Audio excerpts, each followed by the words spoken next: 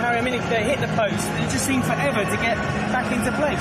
Well, it was a good opportunity for West Ham. That was probably the first opportunity they had in the game, and then they switch off and turn the ball over. And from then on, they don't react quick enough. But I think you've got to give full credit to Juventus as well. You know, it is a hot day, but the last thing you want to do is to be chasing the ball all day like West Ham have had to do. Juventus have been excellent the way they've kept the ball.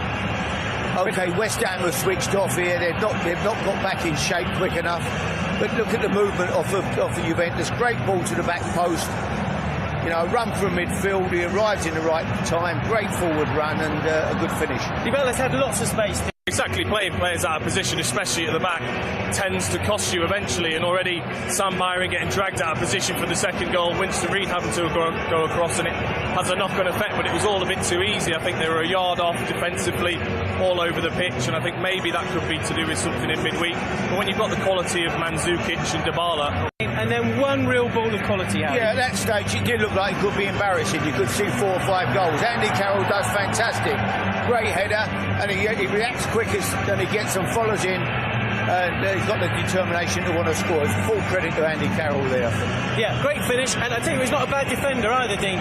This was, I think we had more action in, 20 seconds than we had at the whole of the Euros here.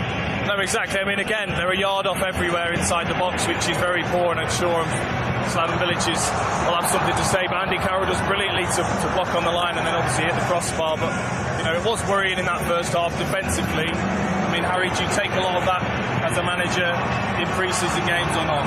Yeah, I mean, the big problem you've got, I suppose, really, is that you're playing against... In comes this ball in. Carroll's attacking it again! And he scores again too! Juventus' defence could not cope with him. Carroll having a bit of a field day, and poor old Neto, who's come on to replace Buffon, first thing he has to do is pick it out the back of the net. Yeah, it's just a decent ball, in-swinger, if you like, from Mark Noble. And Carroll gives his man a little shove, gets away with it, uses his strength. Benassia, he shoves away from him.